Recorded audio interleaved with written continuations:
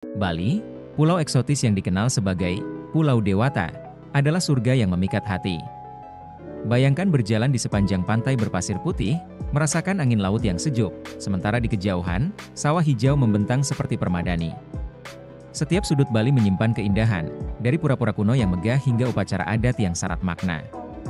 Di sini, budaya dan spiritualitas berpadu harmonis, menciptakan atmosfer yang menenangkan jiwa. Bali bukan hanya sekadar destinasi wisata, Bali adalah tempat di mana seni dan tradisi hidup, menarik para pelukis, penari, dan pencari ketenangan. Berikut 10 fakta Bali yang berhasil kita riset untuk penonton setia MVLI. Selamat menonton. Halo guys, balik lagi sama Ali sini di channel MVLI.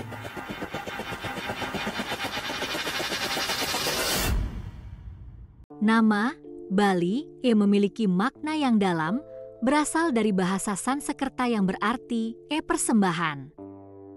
Ini bukan sekadar nama, tetapi cerminan dari jiwa masyarakat Bali yang kaya akan tradisi. Di setiap sudut pulau ini, kita bisa melihat upacara dan ritual yang diadakan sebagai bentuk penghormatan kepada dewa dan leluhur. Tradisi ini sudah ada sejak lama, dan hingga kini, masyarakat Bali terus menjaga warisan ini dengan penuh cinta. Dalam setiap persembahan, ada doa dan harapan, menjadikan Bali bukan hanya tempat yang indah, tetapi juga syarat makna. Nama Bali, dengan segala keindahannya, adalah simbol dari rasa syukur dan penghormatan yang mendalam. Di Bali, kita menemukan jejak sejarah yang menakjubkan melalui artefak batu purba.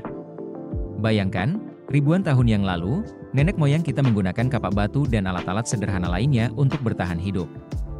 Di Gianyar, situs-situs arkeologi menggali kisah-kisah yang terpendam, menunjukkan bahwa pulau ini bukan hanya sekadar destinasi wisata, tetapi juga tempat yang kaya akan warisan budaya. Setiap artefak yang ditemukan adalah jendela ke masa lalu, memberi kita gambaran tentang kehidupan sehari-hari, teknik berburu, dan cara mereka berinteraksi dengan lingkungan. Penemuan ini bukan hanya penting bagi sejarah Bali, tetapi juga bagi pemahaman kita tentang evolusi manusia di Nusantara. Mari kita hargai dan lestarikan warisan ini, agar generasi mendatang dapat belajar dari perjalanan panjang nenek moyang kita. Bali, pulau yang kaya akan sejarah, pernah berada di bawah pengaruh kerajaan-kerajaan Hindu dari India. Salah satu bukti yang paling mencolok adalah Pura Besakih, pura terbesar di Bali. Disinilah kita bisa merasakan jejak peradaban yang megah, di mana arsitektur dan seni ukirnya mencerminkan pengaruh budaya India. Prasasti-prasasti yang ditemukan di sekitar pura ini menggambarkan kisah-kisah dewa dan raja, menunjukkan bagaimana ajaran Hindu menyatu dengan kehidupan masyarakat Bali. Melalui ritual dan tradisi yang masih dilestarikan hingga kini, kita bisa melihat bagaimana warisan ini membentuk identitas Bali yang unik. Setiap sudut Pura Besakih bercerita tentang perjalanan panjang yang menghubungkan Bali dengan India, menciptakan harmoni antara dua budaya yang berbeda. Pura Tanah Lot adalah salah satu ikon Bali yang tak hanya memukau secara visual, tetapi juga kaya akan mitologi. Didirikan oleh pendeta Dang Hyang Nirarta pada abad ke-16, pura ini menjadi simbol spiritual yang mendalam.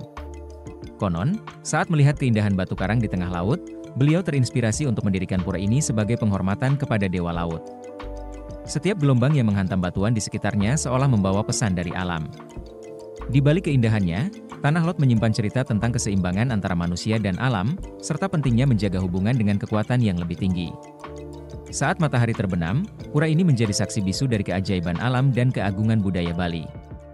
Bali, pulau yang memikat, telah menjadi sumber inspirasi bagi banyak seniman dunia. Bayangkan, di awal abad ke-20, Walter Spies dan Rudolf Bonnet, dua seniman Eropa, datang ke sini.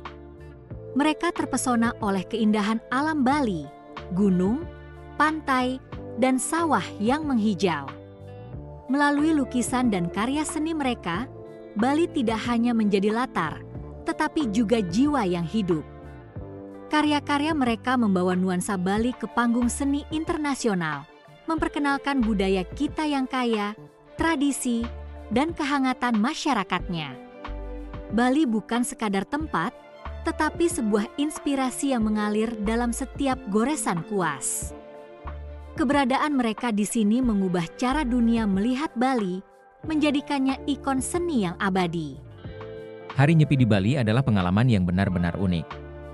Bayangkan, satu hari penuh di mana seluruh pulau berdiam diri. Tidak ada suara kendaraan, tidak ada penerbangan, bahkan bandara tutup selama 24 jam. Ini adalah hari untuk refleksi dan meditasi, di mana masyarakat Bali melakukan puasa dan merenungkan diri. Tradisi ini dimulai dengan melasti, upacara pembersihan, diikuti dengan tawur kesanga, di mana masyarakat mengusir roh jahat dengan berbagai persembahan.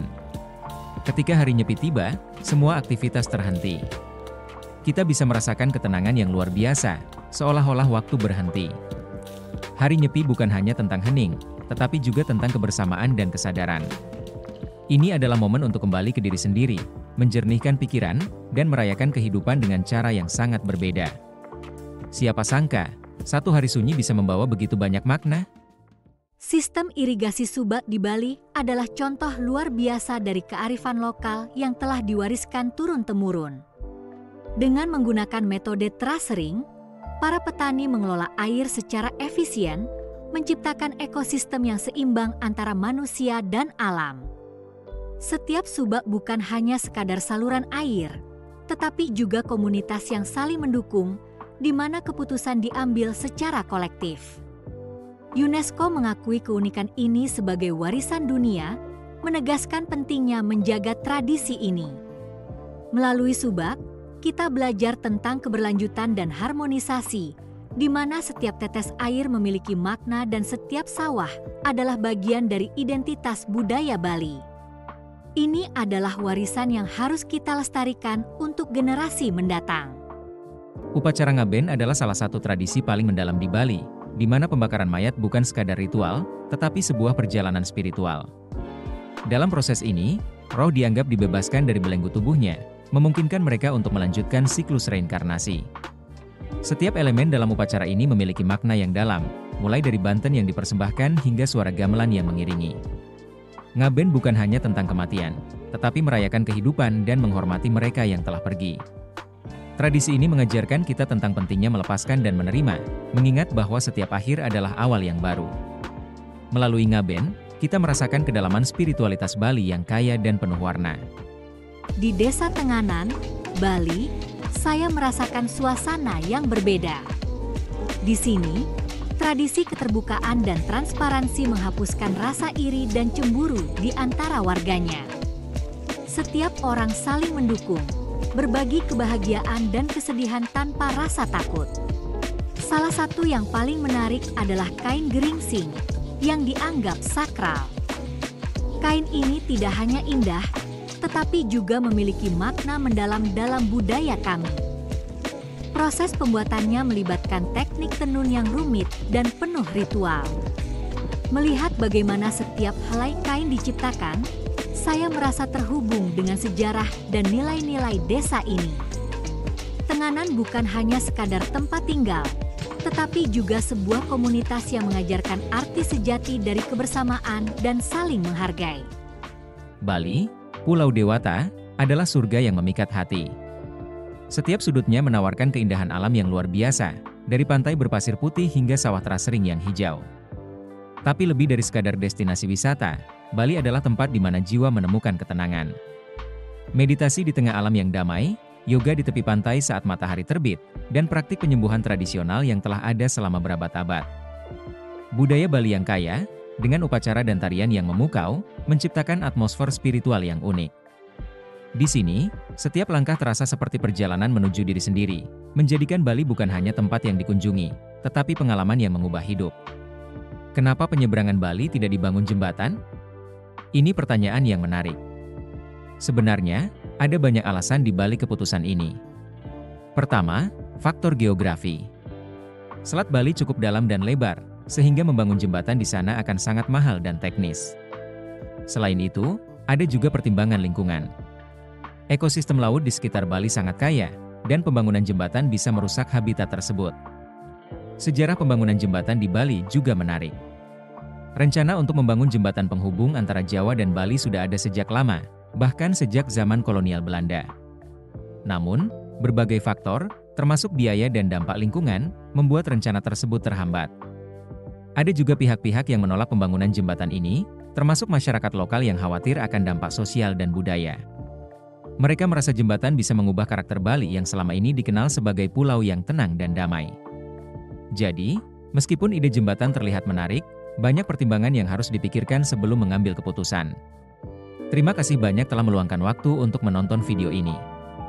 Setiap detik yang Anda habiskan di sini sangat berarti bagi saya dan perkembangan channel ini. Dukungan Anda, baik itu melalui komentar, like, atau share, membantu saya untuk terus berkarya dan menghadirkan konten yang lebih menarik. Saya percaya bahwa setiap video yang kita buat bersama adalah langkah menuju komunitas yang lebih kuat.